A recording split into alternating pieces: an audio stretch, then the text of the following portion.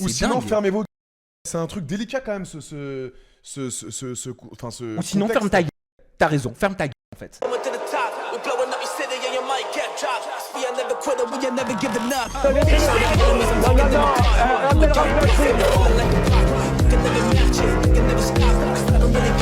Vous fumez, monsieur.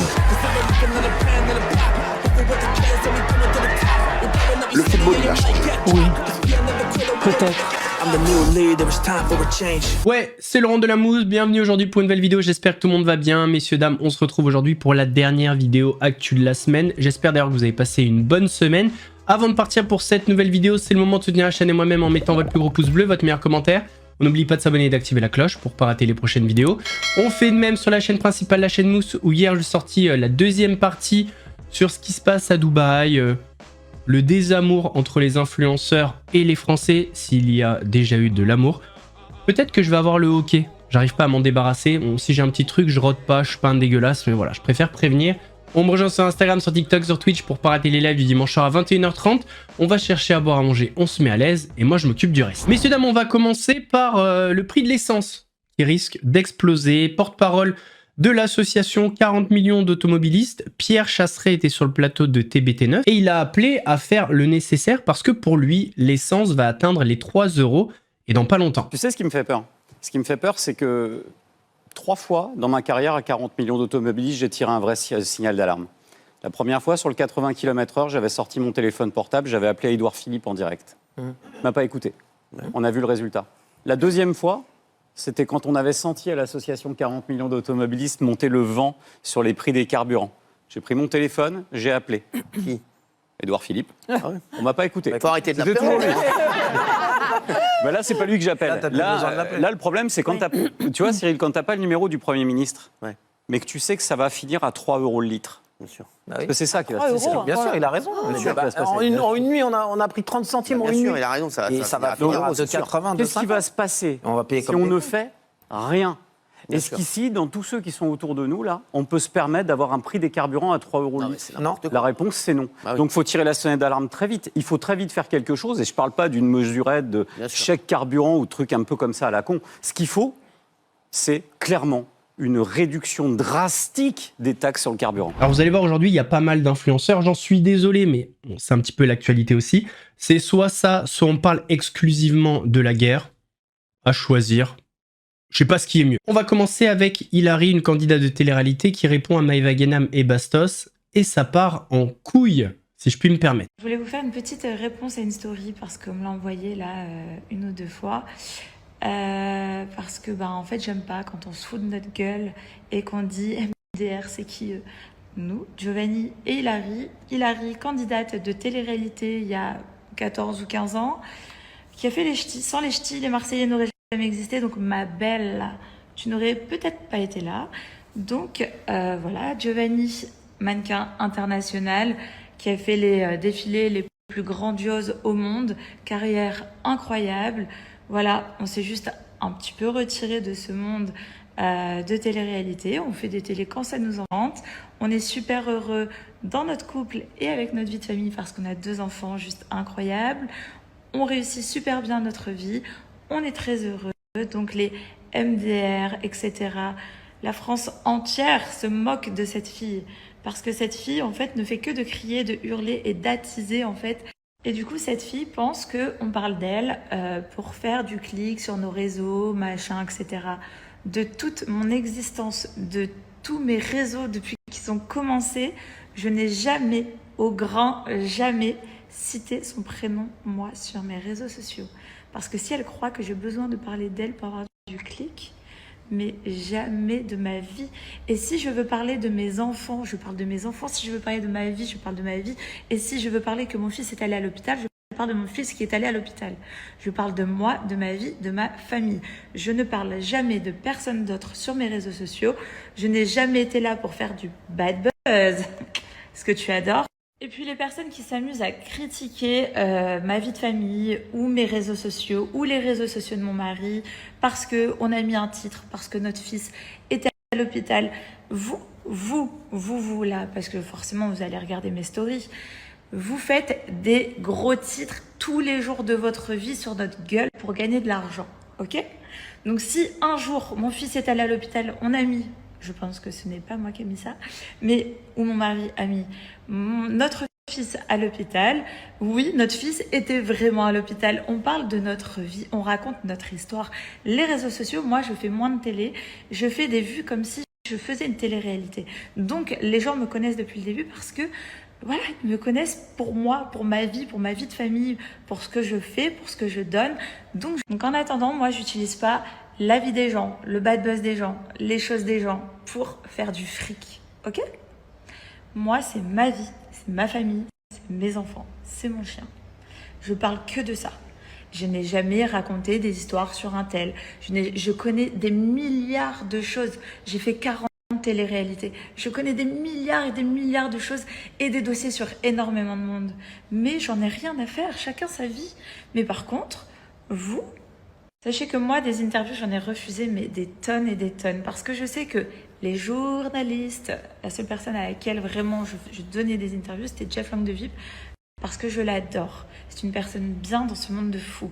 Mais moi, je les ai toutes refusées, celles des autres. Parce que, en fait, ils t'utilisent. Toi, ils te modifient, ils te font des gros titres. Tout ça pour faire quoi? Pour gagner encore du fric sur ta tronche. Donc, en fait, c'est un monde malsain. Où, moi, en fait, je n'ai pas eu besoin d'aller toquer à la porte. Que ce soit aux productions, que ce soit aux journalistes, pour me mettre en avant. Non, j'ai toujours... échelonnée toute seule. J'ai fait mes petits trucs et aujourd'hui je suis tellement heureuse et épanouie. J'ai ma vie de famille, j'ai mes enfants, j'ai mon chien, j'ai mes réseaux sociaux, je tourne une télé de temps en temps quand ça me fait plaisir et voilà, ma vie est belle, voilà. Qu'est-ce qu'on va faire de notre jeunesse, messieurs, dames? Certes, à notre époque, il y a eu des bagarres à la sortie, il y a eu parfois des couteaux, mais honnêtement, il n'y avait pas autant de minots qu'il y avait des couteaux, il n'y avait pas autant d'affaires. Alors, est-ce que c'est parce qu'il y avait moins d'affaires? Est-ce que c'est parce que les médias en parlaient moins? Je sais pas, mais on a l'impression que tous les minots aujourd'hui de 13-14 ans, ils ont des couteaux. Encore une fois, une affaire à La Rochelle. Autour du collège Beauregard de La Rochelle, un large périmètre de sécurité. SAMU et police quadrillent l'établissement après l'agression d'un élève.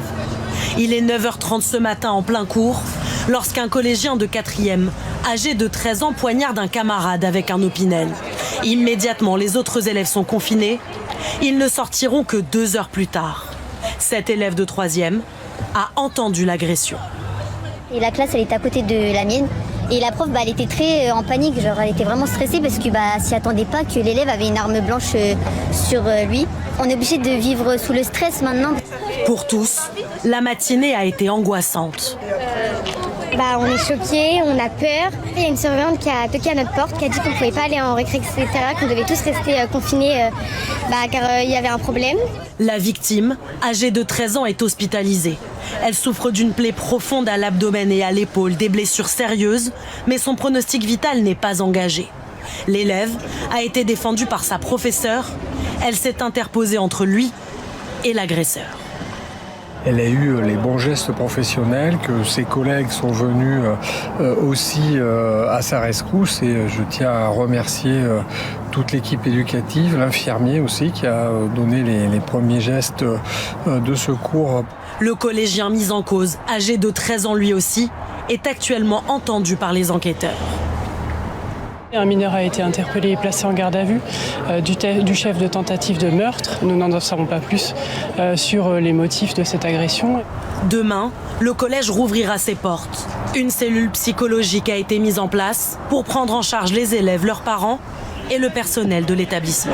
On va parler un petit peu d'Adé Laurent. Adé Laurent, première vidéo, il s'en prend à Maëva Ganam. On sait qu'entre les deux, c'est pas le grand amour et ça permettra de faire une transition sur un autre sujet concernant Adé Laurent. Tu as fait des placements de produits pour te rajeunir la chatte. Ganam, c'est plus possible. Faut qu'on nous coupe internet à cette demoiselle. J'ai rarement vu ça. Vous savez que c'est exclusivement à cause d'elle que tous les gens de télé-réalité ont une mauvaise image. C'est que à cause de Ganam. Les gars, sur la vie de ma mère, c'est que à cause d'elle. Il n'y a pas une prise de parole intelligente chez cette femme. Sur n'importe quel sujet. Elle nous l'a fait à chaque fois. Le halal dans les marchés de Noël, là, en ce qui concerne les événements dramatiques à Dubaï, et tout le monde nous met dans le même bateau que cette idiote. Elle commence à dire comme quoi je fais du X, comme quoi je fais mon argent grâce au contenu pour adultes. Mais idiote. Déjà, c'est ma propre vie, d'accord? Et la différence de toi, ma chérie, c'est que moi, je donne mon opinion. Je me place sur différents sujets, d'accord? Je pousse au débat.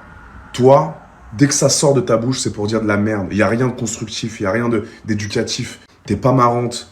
T'es au ras des pâquerettes. Tu ne devrais pas exister sur Internet. On va continuer à parler d'Adé Laurent. Lors de son live avec Sam Zira, il a débattu avec une abonnée et il était en total désaccord avec cette abonnée concernant Jordan Bardella.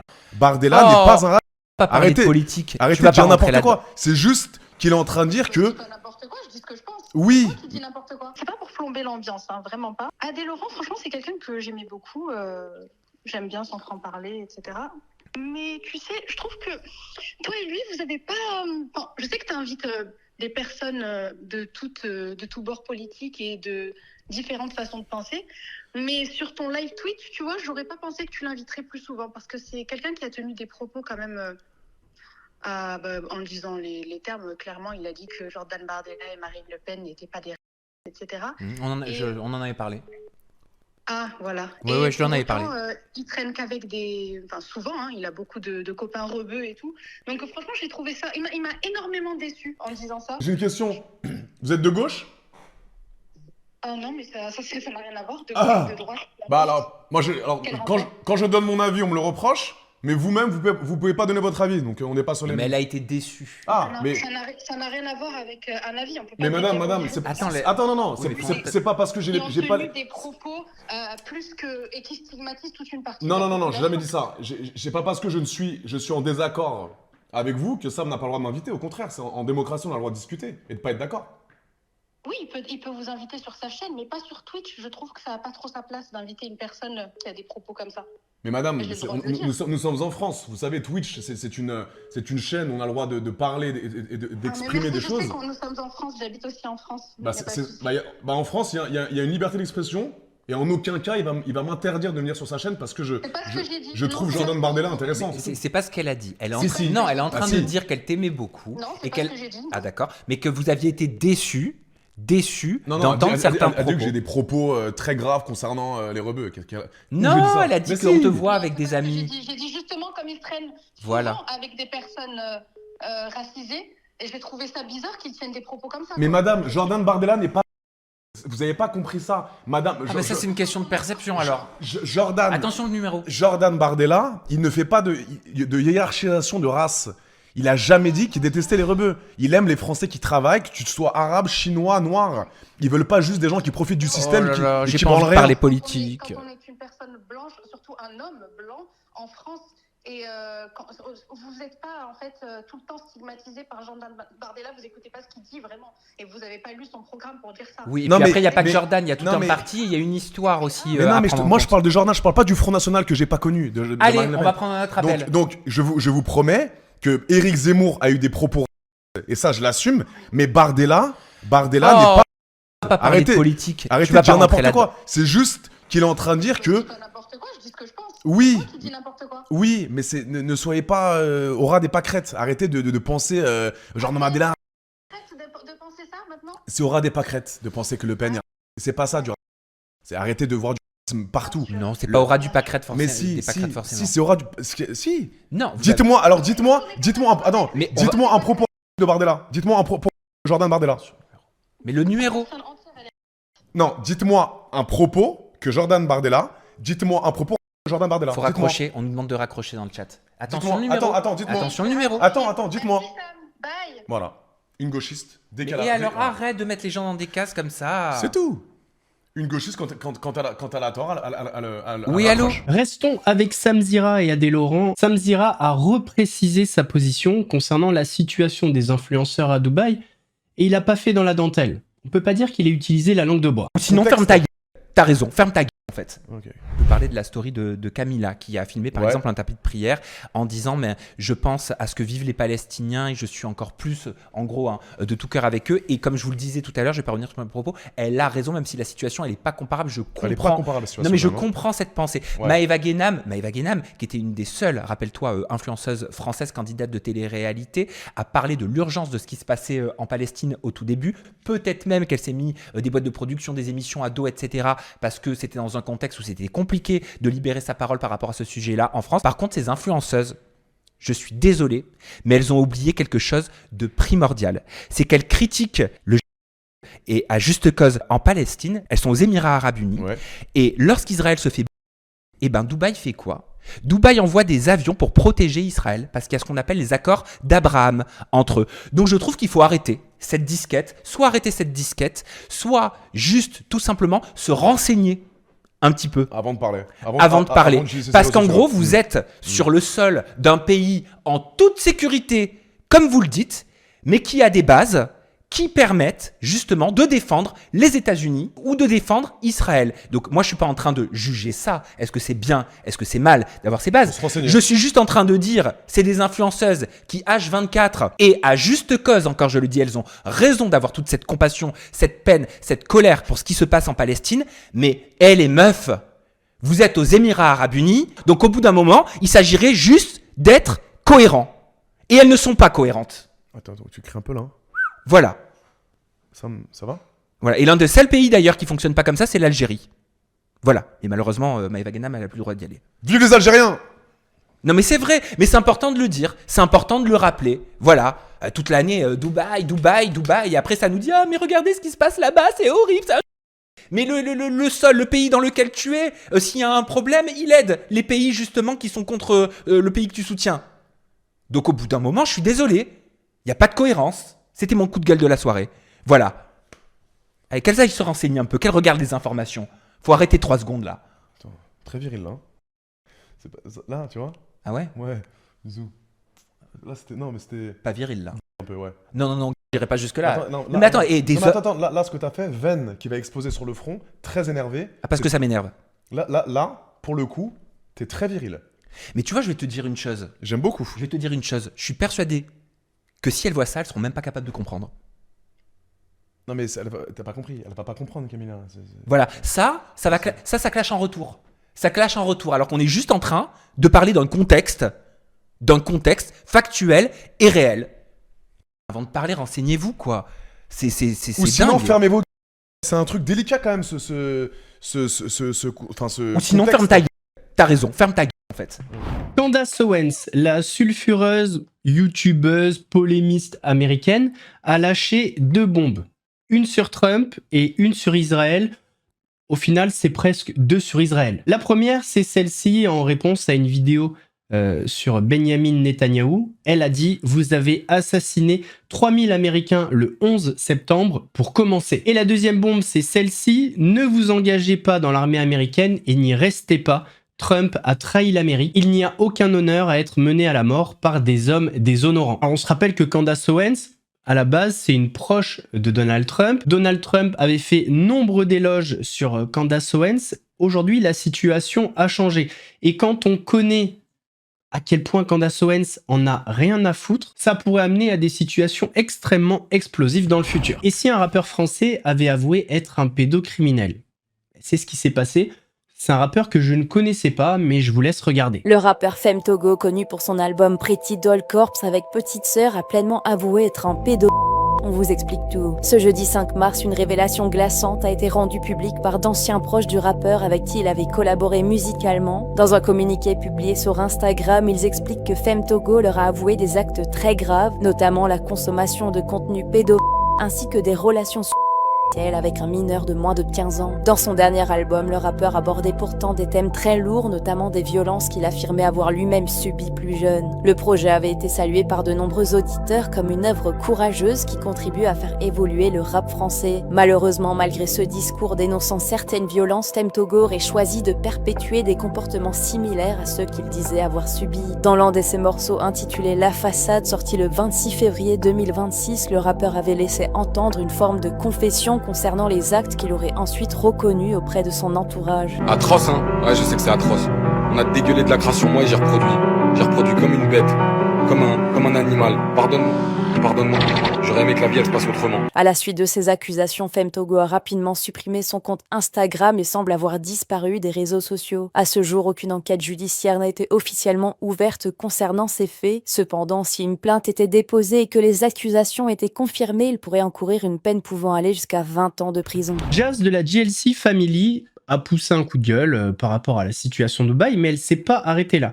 Elle a décidé de faire sa petite Pookie, de relever les noms de toutes les personnes qui ont dénoncé ce qui se passe à Dubaï, ceux qui ont critiqué Dubaï.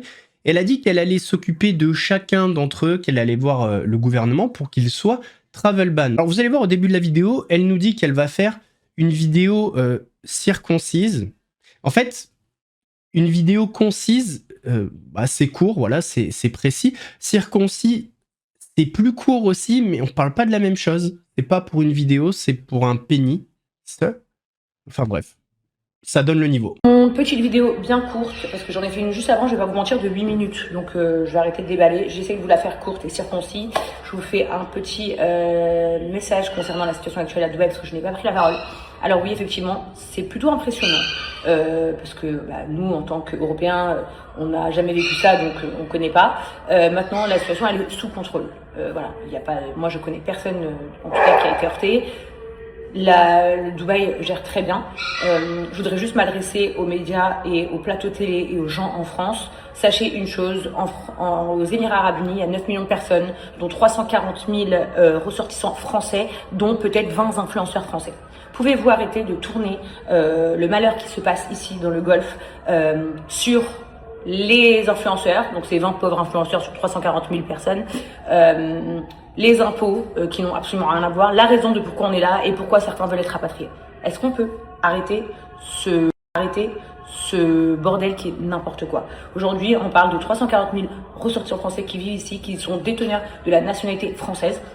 Pour notre part, on a la française. Moi, j'ai un passeport français et un passeport anglais. Mon mari n'a qu'un passeport portugais.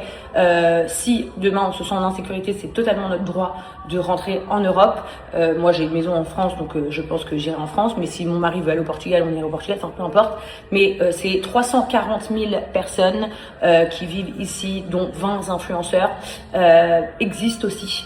En fait, existent aussi et vivent quelque chose de compliqué. Il y a beaucoup de gens qui sont stressés, il y a beaucoup d'enfants qui sont inquiets. La situation est gérée, mais n'empêche que c'est quand même impressionnant d'entendre ce genre de choses au-dessus de chez soi. Donc, au lieu d'être encore des imbéciles et ne parler que de sujets qui vous font cliquer, c'est bon.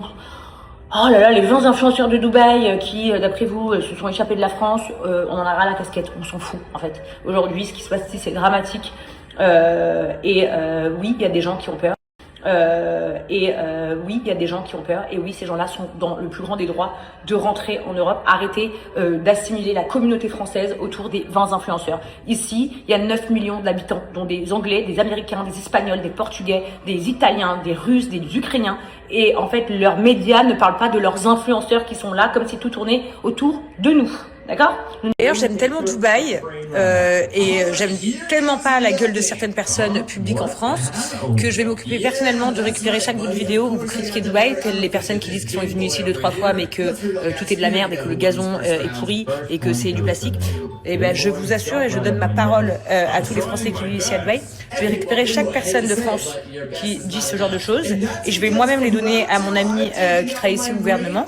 Comme ça, quand ils viendront à Dubaï la prochaine fois pour leurs vacances, parce qu'ils viennent 2-3 fois, je comprends pas moi. Moi, je suis jamais allée 2-3 fois dans un pays que j'aime pas. J'y vais une fois, j'y vais pas deux. Eux, ils sont allés 2-3 fois. Et ben, je vais donner ces vidéos à mes amis ici au gouvernement. Comme ça, la prochaine fois qu'ils viendront pour leurs vacances, ben, ils seront travel ban. Quand ils vont arriver, ils vont avoir des emmerdes. Voilà. Parce que ça suffit, les hypocrites. Ça fait carrément des années-lumière que je n'ai pas fait de story en râlant. Mais en fait, je peux plus. C'est une overdose. Je reste quand même la personne que je suis. Hein. C'est vraiment, genre, je suis loin de moi, les médias, les buzz et tout. Mais vraiment très loin de moi. Parce que, vas-y, j'ai pas besoin. Et quand j'ai envie de dire un truc, je le dis dans mes émissions. Mais c'est pas possible. C'est pas possible. Alors, ça fait un petit peu Pookie, mais dans le fond, ça a du sens. Si tu fais que critiquer Dubaï et que tu vas en vacances 3-4 fois, effectivement, c'est un petit peu hypocrite. Messieurs, dames, on arrive à la fin de cette vidéo, j'espère qu'elle vous a plu. Si c'est le cas, votre plus gros pouce bleu, votre meilleur commentaire. On n'oublie pas de s'abonner et d'activer la cloche pour pas rater les prochaines vidéos. On fait de même sur la chaîne principale, la chaîne Mousse, où hier j'ai sorti une vidéo, la deuxième partie sur Dubaï, les influenceurs, tout ça. Le lien est en description, commentaire épinglé. Allez donner de la force. On me rejoint sur Instagram, sur TikTok, sur Twitch pour pas rater les lives du dimanche soir à 21h30. Nous, on se donne rendez-vous lundi pour une nouvelle vidéo. En attendant, prenez soin de vous. Laurent Delamousse vous salue.